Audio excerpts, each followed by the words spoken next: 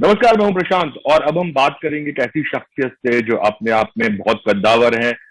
करीब 5 दशक उनको हिंदी फिल्म इंडस्ट्री में हो चुके हैं, लेकिन खाली film industry, Hindi film industry में नहीं, उन्होंने दुनिया भर में काम किया है। और अब जिस सीरीज के बारे में हम बात करने वाले हैं उसका नाम है हेलो, जिसमें उन्होंने एक भूमिका निभाई है। मैं बात कर रहा हूँ शबाना आजमी जी की। बहुत बहुत शुक्रिया शबाना जी हमसे बात करने के लिए। It's a pleasure. जी।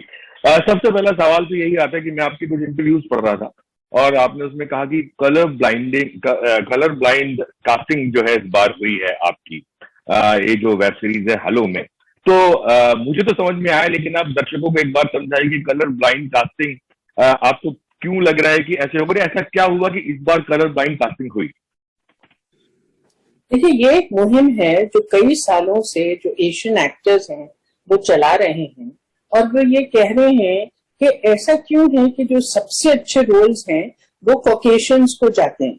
ये ऐसा क्यों है कि हम ये मानते हैं कि कॉकेशियन जो है वो मेन स्ट्रीम है, जबकि हिंदुस्तान एक ऐसा मुल्क है जो दुनिया में सबसे ज्यादा फिल्में बनाता है। We make twice the films that Hollywood does. ये क्यों ऑटोमेटिकली अज्यूम किया जाता है? अगर लॉरेंस ओलिविये ओथेलो कर सकते हैं तो कोई इंडियन क्यों नहीं कर सकता, कोई चाइनीज क्यों नहीं कर सकता?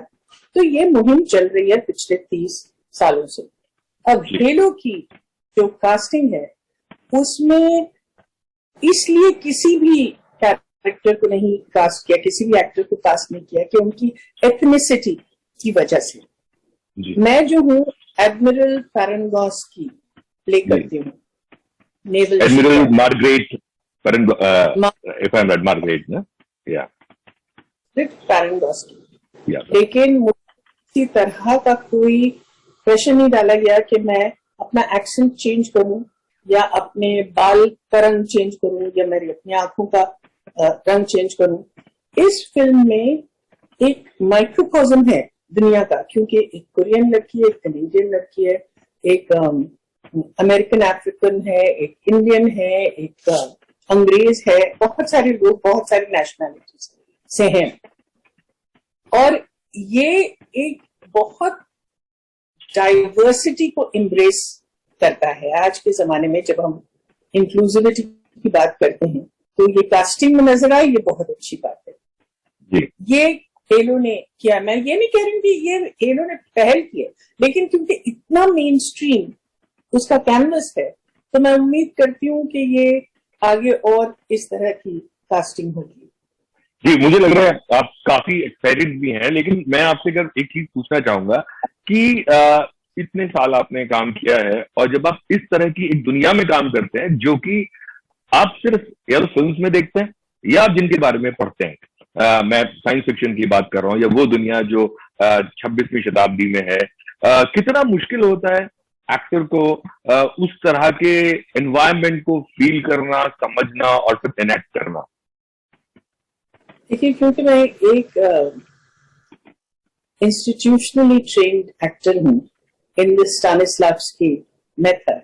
तो स्टानिस्लाव्स्की ये कहते थे कि एक्टर जो है वो 3 शब्द अगर प्रीफिक्स कर ले, if I were a queen, a slum dweller, a slut, a pure woman, anything, an actor should be able to do it. ये एक्टर का क्राफ्ट है। तो क्योंकि ये ट्रेनिंग हमारी प्रोफेशनली हो चुकी है, तो इस तरह का जब चैलेंज आता है सामने तो उसको हम एम्ब्रेस करते हैं और हम ये खुशी मनाते हैं कि इतने लंबे करियर में ये मौका भी हमें मिला है। राइट, बट मैं एक चीज पूछूंगा। मैंने कहीं पढ़ा है कि पैब्लो ने बोला कि वो सॉर्ट ऑफ आपके पैर जो है वो चूमने वाले थे। एक इंटरव्यू में कहीं पढ़ रहा था उनका। उन्होंने चूमे। जी जी जी जी उनका बहुत बड़प्पन है। वो मुझे शूटिंग के दौरान भी कहते थे कि thank you for being part of the show, you have brought so much gravity to the show, etcetera etcetera. मगर वो क्योंकि एक बहुत जेनरस कोस्टा है, उसको obviously I was very overwhelmed, और मैंने तो किसी को ये बात बताई भी नहीं। जब उन्होंने प्रेस को बोला तब जाके मैं बहुत दबे लफ्जों में ये कह रही हूँ कि हाँ उन्होंने ऐसा किया, और मैं समझती हूँ उन्होंने ऐसा किया इसलिए नहीं कि मेरी वो कोई बहुत बड़ी काबिलियत है, मगर इसलिए कि वो एक बहुत जेनरस को स्टार है। नहीं, आपकी काबिलियत भी है, बट मैं सिर्फ जब इस तरह की बातें लोग आपके बारे में या और एक्टर्स के बारे में करते हैं, तो कहीं ना कहीं वो आपके काम से वाकिफ है, आपके काम को जानते होंगे या जाना होगा जिस दौरान आपने काम करना शुरू, कुछ आपको उन्होंने आपका कुछ जिक्र, जैसा मैंने पढ़ा कि बहुत ज्यादा आप लोगों के साथ में सीन्स नहीं थे, बट फिर भी जितनी भी बात हुई उसमें कहीं उन्होंने आपके काम के बारे में कुछ जिक्र किया जो उन्होंने कभी पहले देखा हो? नहीं, उन्होंने तो जो भी सोशल मीडिया पर जो देखा था उससे वो वापस होना। एक इंटरेस्टिंग बात आपको बताऊं, मैं 1989 से वेस्ट में काम कर रही हूँ। सबसे पहले मैं कर्ली मैकलीन के साथ जॉन स्लेसिंजर की फिल्म थी मैडम सुजाता, उसमें काम किया था। उसके बाद बहुत सारी फिल्मों में काम किया है। सिटी ऑफ जॉय है और बहुत सारी फिल्में हैं जो आपने वेस्ट साइड में, मतलब आउट ऑफ इंडिया आपने शूट किया। और रिसेंटली मैंने टीवी पे भी बहुत सारा काम किया, नेक्स्ट ऑफ किन एक्सेट्रा। लेकिन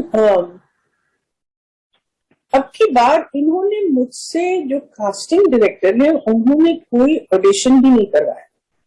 क्या बात? उन्होंने कुछ नहीं पूछा कि ये आप सीन पढ़ के सुनाइए या कुछ। ये बहुत एक कॉमन प्रथा है कि आप मतलब बड़े से बड़े एक्टर से आप रीडिंग करवाते हैं, आप ऑडिशन करवाते हैं एक्सेट्रा। तो मैंने कहा कि मैंने जब कास्टिंग डायरेक्टर से बात की तो कास्टिंग डायरेक्टर ने कहा कि नहीं, हमने आपकी 2-3 हिंदी की फिल्में देखी और हमको ऐसा लगा कि जितनी अथॉरिटी चाहिए इस फिगर में वो अथॉरिटी आप में है। So that for me was very special. But वो पहले सीन से ही, पहले शॉट से ही अथॉरिटी आपकी नजर आती है। मैंने जो एपिसोड देखे वो पहले सीन से ही अथॉरिटी नजर आती है। और मतलब एक, मैं जैसे आपने अपने न्यूज में भी बोला है कि मुझे कोई एक्टिंग चेंज करने की जरूरत नहीं थी, तो मैं वो सब चीजें बहुत ध्यान से देख रहा था कि आपने क्या कोशिश उसमें कुछ की है या उन्होंने कुछ आपसे डिमांड किया है। सो बट वो जितने कैरेक्टर्स थे, शायद यही एक खूबसूरती है, क्योंकि आप थिएटर का भी एक माहौल आपके साथ रहा है और पुणे इंस्टीट्यूट का भी रहा है कि आप हर किरदार को, कैरेक्टर को आप निभा जाती हैं। लेकिन मुझे एक बात बताइए कि डिफरेंट एक्टिंग स्टाइल्स हैं दुनिया भर में, और पुणे इंस्टीट्यूट एक एक्टिंग स्टाइल हो सकता है और सारी दुनिया के एक्टिंग जो स्टाइल्स हैं वो पढ़ाए भी जाते हैं। आपको क्या लगता है कि जो एक्टिंग स्टाइल्स हमारे यहाँ इंडिया में जो फिल्मों में हम करते आए या जो हमने पुणे इंस्टीट्यूट से या बाकी जो NSD है, BNA है, वहां से हमने सीखे, एट पार अगर है जो हमारे बाहर के जो एक्टर्स हैं, वो उसको किस तरह से देखते हैं? वो देखिए, हमारा एक स्टाइल था जो वेस्ट में जो लोग समझते थे कि वो काफी मेलोड्रामेटिक है जी। और ये मेलोड्रामेटिक था भी। जब आप मेन स्ट्रीम सिनेमा की बात, माँ तुमर उमर, ये सब तरह की चीजें करते, वो हम अपने ऑडियंस के हिसाब से करते थे। लेकिन अब ये जरूर हो गया है कि हम, और खास तौर से जो यंगर फिल्म मेकर्स हैं, जैसे मैं अपनी बेटी का नाम ले रही हूँ, अगर जोया, बिल्कुल फरहान जी तो उनकी फरहान है, जोया है, बहुत रियलिस्टिक किस्म का काम हो रहा है। हमारी फिल्में अब बन भी उसी तरह से रही हैं जैसे कि वेस्ट में बनती है। पहले तो आप देखिए कि 2 साल लगते थे फिल्म को शूट करने में और 3 महीने लगते थे प्री प्रोडक्शन में, जो कि बिल्कुल गलत है। अब जो है 2 साल लगते हैं प्री प्रोडक्शन में और 3 महीने लगते हैं शूटिंग में, जैसे कि होना चाहिए। तो इसमें तब्दीलियां बहुत आई हैं और मुझे ऐसा लगता है कि जो सबसे बड़ा बदलाव हमारे यहाँ आए हैं वो है कास्टिंग डायरेक्टर की वजह से।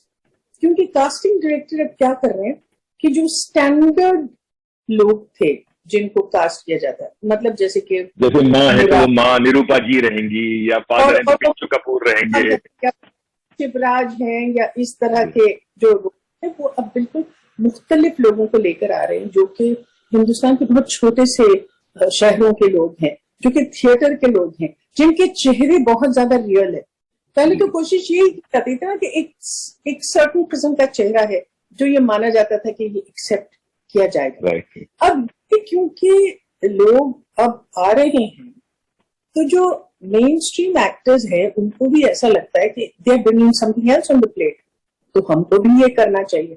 मैं आपको एक बहुत कॉमन मैं रेफरेंस देती हूँ कि देखिए ऋषि कपूर जी जो मुझे बहुत ही अच्छे एक्टर लगते हैं, उन्होंने जब कर्ज में काम किया था तो इसके बावजूद कि वो एक रॉक स्टार प्ले कर रहे थे, वो गिटार के कॉर्ड्स नहीं बजाते थे, वो तो सिर्फ स्ट्रम करते थे और हम सब इसको एक्सेप्ट करते थे। आज के दौर में ऐसा नहीं है। आज के दौर में ऐसा कि आप वो सिर्फ ऊपर से एक चीज करने, आपको जो है स्किल्स सीखना पड़ता है, आपको अपने जिस्म के साथ वो सब करना पड़ता है। जैसे कि आप अगर फरहान को देखिए तूफान में, तो उसने जो अपने जिस्म को जिस तरह से चेंज किया है, ये इसलिए भी पॉसिबल हो सकता है क्योंकि अब हम एक ही फिल्म करते हैं। एक वक्त में एक फिल्म करते, हम लोग तो 12-12 फिल्में करते थे। एक ऐसा जमाना था, आप मानिए कि राजेश खन्ना और मैं थार में शूटिंग कर रहे हैं एक सीन की, जिसका सिर्फ हमको फर्स्ट पेज मिला है। दूसरा page Kader Khan RK studio में लिख रहे हैं, जहां वो एक्टिंग भी कर रहे थे और लिख भी रहे थे। अब जो है उस जमाने में फैक्स भी नहीं था, तो फिर कोई गाड़ी में लेकर वो आता था और फिर हमको पता चलता था कि ये आप, इट्स अनइमेजिनेबल। अगर इस तरह के सर्कमस्टेंसेस हो तो मुझे पता नहीं है कि अगर वेस्टर्न कोई एक्टर कर पाए जो हम लोग कर पाए। राइट। लेकिन जी बोलिए, आप बोलिए जी। उसमें जो है डेफिनेटली अब चेंज आ रहा है, the change is definitely for the better. और मुझे लगता है खासतौर से ओटीटी में, बिकॉज ओटीटी ये मान के चल रहे हैं कि कंटेंट इज किंग, तो वो अलग किस्म की स्टोरीज लेकर आ रहे हैं जिसमें स्टीरियोटाइप्स नहीं है, तो you are also challenging the actor, which is very helpful. Right, but आपने पूरा एक ट्रांजिशन देखा है, मतलब आप जैसे कह रहे हैं उस जमाने में एक लाइन मशहूर थी जो आपने भी एग्जाम्पल दिया कि अभी गरम गरम स्क्रिप्ट आ रही है, ऐसा बोला जाता था एक जगह लिख के आती थी, तो पूरा ट्रांजिशन आपने देखा। लेकिन अगर हम हेलो की हम बात करें तो आप एक, मैं देख रहा था तो मुझे लगा कि ये बहुत कंटेम्प्रेरी भी है, एक आप एक पैरेलल ड्रॉ कर पाते हैं आज के वक्त के साथ। भले ही कहानी जो है वो साइंस फिक्शन के तौर पे कही गई है, लेकिन आपको लगता है कि कंट्रोलिंग माइंड और इंसानियत को मार देना और उसको एकदम से एक रोबोट बना देना, किस तरह से देखती हैं आप इस को आज की तरह से आप मानती हैं कि कंटेम्प्रेरी है? जी मैं बिल्कुल ये मानती हूँ, मैं समझती हूँ ये इसकी खुसूसियत है। क्योंकि देखिए हेलो, जब मैंने हेलो में जब मैंने ये फिल्म, ये वेब सीरीज साइन किया था, तो मैं जानती भी नहीं थी कि ये इतना पॉपुलर है। और फिर पता चला कि एक पूरी हेलो की दुनिया मेरे पास आ गई और उन्होंने कहा मगर ये तो game, we have grown up doing this game. ये मेरा जो है एक नेव्यू है, तब 12 साल का था, वो अब बड़ा हो गया, विराज, जिसने कभी मुझे never gave the time of day. Suddenly उसने मुझे देखा कि अरे ये शबाना बुआ जो है वो पूरी दुनिया बिल्कुल खुल गई। और मैं उस गेम को नहीं जानती थी, तो एक डेफिनेटली बहुत स्ट्रांग इसका बेस है, फैन बेस है। लेकिन जैसे कि आपने कहा कि एक तो फैन बेस है जो गेम से बिल्कुल ताल्लुक रखता है, लेकिन आज के दौर में खासतौर से जो दुनिया में हो रहा है उसके साथ जो कंटेम्प्रेरी इश्यूज हैं, वो अगर आप चाहें तो देख सकते हैं और अगर नहीं चाहें तो नहीं देख सकते। वो आपके, yes, it hasn't been forced down you, लेकिन समझने वाले समझ रहे हैं, ना समझ। जी। तो मैंने सुना कि जो आपने जब गेम आपके पास आया तो आपने काफी कुछ स्ट्रगल आपने मारी उसमें, और जावेद साहब पीछे से बैठ के देख रहे थे कि आप क्या कर रही हैं, तो मैं कहीं पढ़ रहा था। नहीं, जावेद साहब तो खैर उस पर बिल्कुल भी इंक्लूड होने की कोशिश भी नहीं की, लेकिन हाँ पहले तो मैंने किताबें पढ़ने की कोशिश की, वो किताबें मेरी समझ में नहीं आई। फिर मैंने गेम को देखे, मैं वैसी गेम, वीडियो गेम जो है मैं नहीं खेलती हूँ। फिर मैंने बोला कि अब इसको छोड़ ही दो, और जो डायरेक्टर मुझसे कहता है वो ही करो, surrender to the director, that's what I do. जी, बट मुझे ये बताइए कि इतने सारे आपने जो फिल्म डायरेक्टर्स प्रोड्यूसर्स के साथ आपने काम किया है, अब स्पिलबर्ग से आप उधर मिले, एक कभी भी किसी बड़े डायरेक्टर या बड़े एक्टर से मिलते तो एक फैन मोमेंट होता है. What was going in your mind when you met him? कि वो कितने मॉडेस्ट किस्म के आदमी हैं. मैं उनसे पहले भी मिल चुकी थी, टीना की एक पार्टी थी उसमें मैं उनसे मिल चुकी थी, लेकिन मुझे वो इतने मॉडेस्ट लगे और ऐसा लगा कि इनमें किसी तरह के कोई एयर्स नहीं है. और मुझे लगता है कि बड़े लोगों की ये खासियत होना चाहिए, क्योंकि आप सब उनके ऊपर इतने मर रहे होते कि उनको कुछ दिखाने की जरूरत नहीं है. Very modest, very quite, very easy, जिसकी वजह से आप उनके और ज्यादा फैन हो जाते हैं. ये नहीं कि अराउंड हिम. घर में किस किसने देखा है, और देखा है तो आपको क्या कॉम्प्लीमेंट्स मिले? जावेद साहब ने देखा और जावेद साहब ने ये कहा कि ही फाउंड मी बिलीवेबल, कि वो जो दुनिया बनाई गई है उस दुनिया में मैं ठीक से फिट हो रही हूँ. ये बहुत बड़ी बात है. जावेद साहब के मुंह से कॉम्प्लीमेंट बहुत जल्दी. अब जो है हमने 2 एपिसोड्स देखे, बाकी के एपिसोड्स देख के पता चलेगा और क्या समझ रहे हो.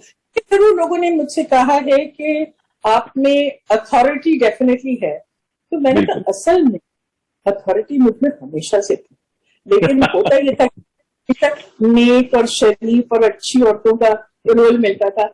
अब मुझे क्योंकि मौका मिला है रोल के, तो मैं अपनी अंदर की जो अथॉरिटी है उसका ये रोल का बहाना लेकर उसको बाहर निकाल रही हूँ अपने से. राइट, बिल्कुल. नहीं, आपने सही कहा कि आपने जितनी भी फिल्में, मुझे आज भी हमेशा जब भी मैं शायद ब्लैक एंड व्हाइट पे मैंने वो देखी थी अंकुर दूरदर्शन के जमाने में, या और जितनी भी फिल्में आपने की हैं, अगर मैं कमर्शियल सिनेमा की बात. जी, अंकुर ब्लैक एंड व्हाइट नहीं थी, कलर फिल्म. नहीं, हमारे दूरदर्शन पे ब्लैक एंड व्हाइट टीवी होते थे ना उस वक्त. तो हमने ब्लैक एंड व्हाइट पे देखी थी, तो पता नहीं लगता था कि कौन सी फिल्म ब्लैक एंड व्हाइट है और कौन सी कलर्ड है. और उसके बाद फिर बहुत सारी फिल्में, और फिर एक सिनेमा जो मनमोहन देसाई साहब का था उसमें भी आपको देखा, तो अलग अलग देखा. और वो अथॉरिटी मेरे ख्याल में ऑफ कैमरा भी जितनी बार मैं मिला हूं आपसे स्क्रीन जब भी, तो अथॉरिटी थी, उसमें कोई डाउट नहीं है.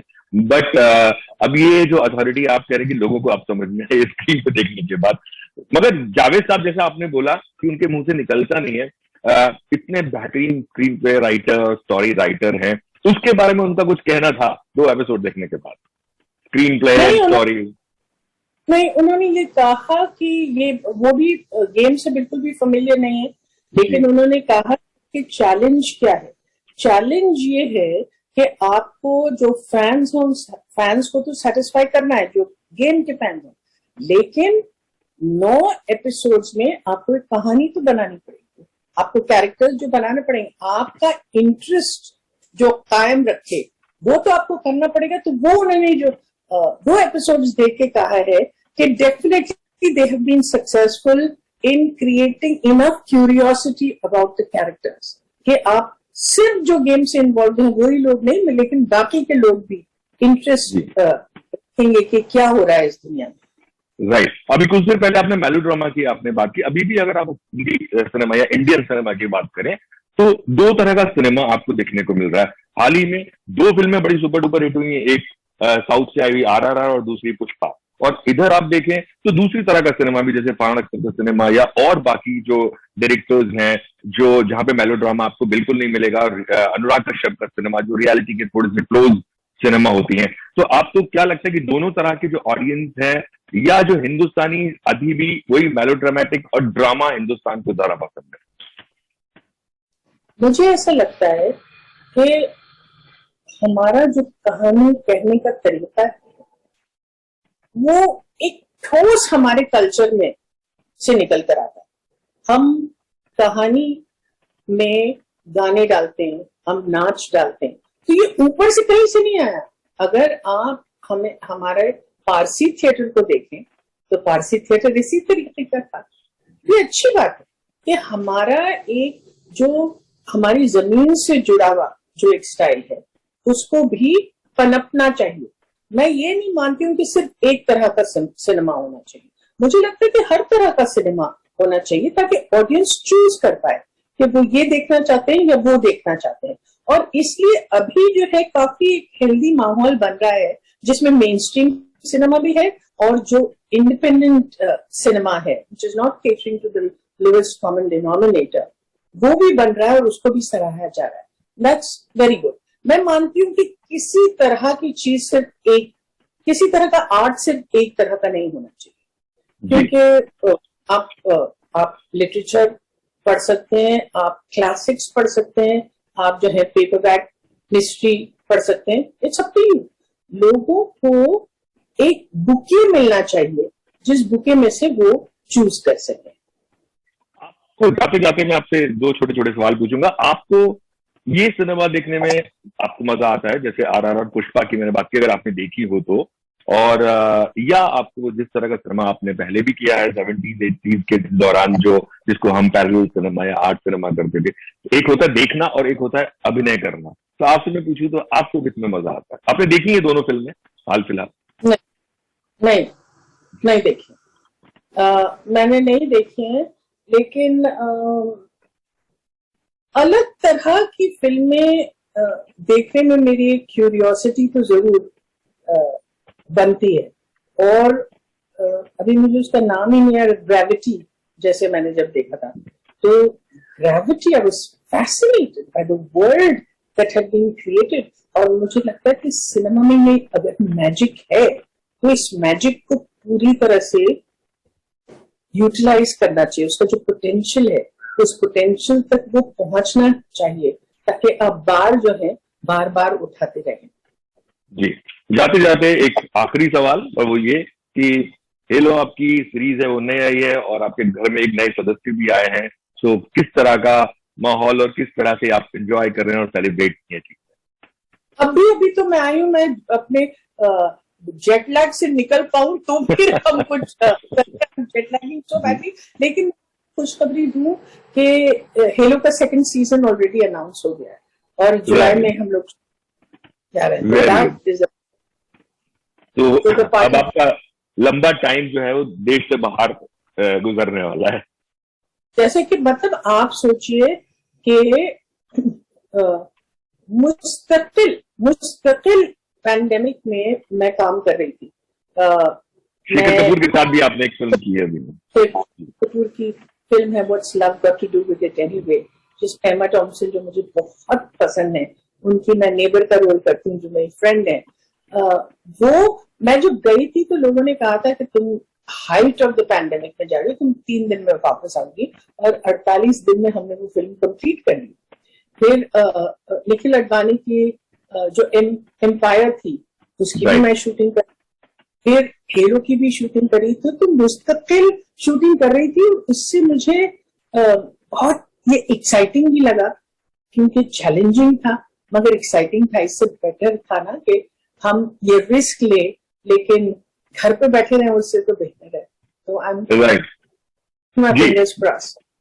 अभी आप बात करी थी, मुझे एक छोटी सी चीज और याद आ गई, मैं चलते चलते पूछ लेता हूँ। आपने हील्स का जिक्र किया जब आप ये शूटिंग कर रही थी इस कैरेक्टर के लिए, मार्गरेट के लिए, तो वो जो हील आपको 10 इंच की पहनाई, आपने कहा बड़ा मुश्किल था उसको संभालना भी, और क्योंकि उन लोगों ने काफी हेल्प किया। जी नहीं, वो बहुत मुश्किल था। 10 इंच का नहीं था, 5 इंच का था। मैं हील्स बिल्कुल ही नहीं हूँ।